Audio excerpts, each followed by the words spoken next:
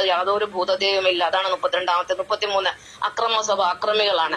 ഇവരേത് അക്രമവും ചെയ്യും, എന്ത് വേണമെങ്കിലും ചെയ്യും, ആരെ വേണമെങ്കിലും എന്ത് പൂച്ചട്ടിയോ എന്ത് വേണമെങ്കിലും എടുത്ത് തലക്കടിക്ക് എന്ത് വേണമെങ്കിലും ചെയ്യാൻ ഇവർക്ക് യാതൊരു മടിയില്ല. അത്ര ക്രൂരമായ മനസ്സുള്ളവരാണ് ഈ അസുരന്മാര്. ഇനി 34 കൊലപാതകൾ.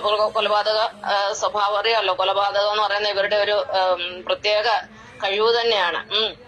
ഒരു പ്രധാനപ്പെട്ട ഗുണം തന്നെയാണ് കൊലപാതകം എന്ന് പറയുന്നത്. ഇനി 35 നരബലി. നരബലി എന്ന് പറയുന്നത് അതും ഈ അടുത്ത കാലത്ത് നരബലി നടത്തിയത് അറിയാമല്ലോ. അതൊരു ഈഴവരാണ്. അത് ഞാൻ അവര് വീട്ടിൽ പോയി നമ്മുടെ ബന്ധത്തിലെന്ന് പറയാൻ വേണമെങ്കിൽ, കാരണം എനിക്ക് 10 വയസ്സുള്ളപ്പോ അതിനു മുന്നേ എനിക്ക് അസുഖം തലവേദന ഛർദിലെന്ന് പറഞ്ഞൊരു അസുഖം വരുന്നുണ്ടായിരുന്നു. അപ്പൊ അതിന് തിരുമിക്കാൻ ഈ ഭഗവത് സിംഗ് എന്ന് പറഞ്ഞ ഈ എലന്തൂരുള്ള അദ്ദേഹത്തിന്റെ വീട്ടിലാണ് പോയത്. അവിടെ പോയി 10 ദിവസം എന്റെ ഒരു എന്റെ രണ്ടാനച്ഛന്റെ കുഞ്ഞമ്മയുടെ വീട്ടിൽ താമസിച്ചുകൊണ്ട് ഇവരെ വീട്ടിൽ ചികിത്സയ്ക്ക് പോയിട്ടുണ്ട്. ഈ ഭഗവത് സിംഗിന്റെ വീട്ടില് അവരുടെ അച്ഛൻ വലിയ വൈദ്യനായിരുന്നു, മൈലക്കൽ വാസവൈദ്യൻ എന്നാണ്ട് പറഞ്ഞു. ഭയങ്കര തിരുമൽ വിദഗ്ധനായിരുന്നു. അവിടെ പോയി 10 ദിവസം എന്റെ തല തിരുമി.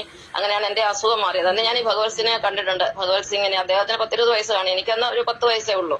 അപ്പൊ ഞാനന്ന് കണ്ടിട്ടുണ്ട്. അപ്പൊ ഈ നരബലി നടത്തിയതാരാ? അതും ഒരു അസുരനാണ്. പാമ്പിനെ വിട്ട് കടിപ്പിക്കുന്നവര് അതും അസുരനാണ്. ഭാര്യയെ പാമ്പിനെ വിട്ട് കൊല്ലിച്ചതും ഇതൊക്കെ അസുരന്മാരാണ് ഈ ചെയ്യുന്നത്. അപ്പൊ നരബലി നടത്തുന്ന ആരാ? അത് അസുരന്മാരാണ്. എവിടെ നോക്കിയാലും നരബലി അസുരന്മാര് ചെയ്യുന്നതാണ്.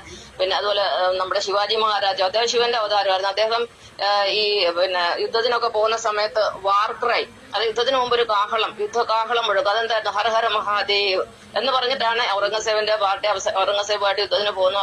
അവിടുത്തെ അസുരന്മാരെ കൊല്ലുന്നത് എന്ന് പറഞ്ഞ് ഇന്നത്തെ അസുരന്മാര് മറ്റുള്ള ദേവന്മാരെ കൊല്ലുന്നതിന് മുമ്പ് എന്താ പറയുന്ന അള്ളാഹു അക്ബർ എന്ന് പറഞ്ഞ് ശിവനെ വിളിക്കുക. അള്ളാഹു അക്ബർ എന്ന് പറഞ്ഞാൽ ശിവനല്ലാതെ വേറെ ദൈവം ഇല്ലെന്നാണ്. ശിവനെയാണ് അവർ വിളിക്കുന്നത്. ശിവനെ വിളിച്ചെങ്കിലല്ലേ കൊല്ലാൻ പറ്റും, സംഹാരമൂർത്തിയല്ലേ.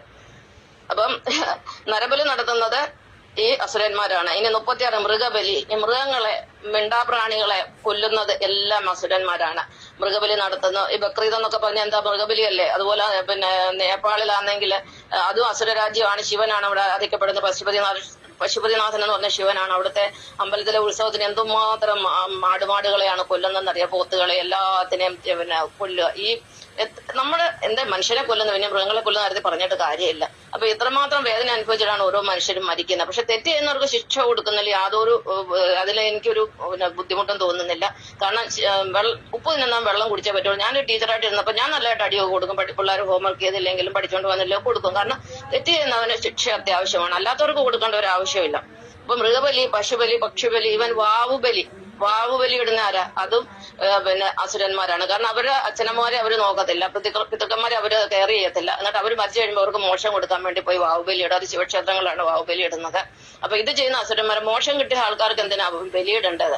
കാരണം ഈ അസുരന്മാർക്ക് മോക്ഷമില്ല. അവർക്ക് സ്വർഗം എന്ന് പറയുന്ന ഒരു സാധനമേ ഇല്ല. അവർ ഈ ചെയ്യുന്ന ദുഷ്ടതയുടെ ഫലമായിട്ട് ഇവരെ റിട്ടേൺ അടിക്കുകയാണ്. അവിടെ നിന്ന് അങ്ങോട്ട് ചെല്ലുമ്പോൾ ബൂമറാങ് പോലെ തിരിച്ച്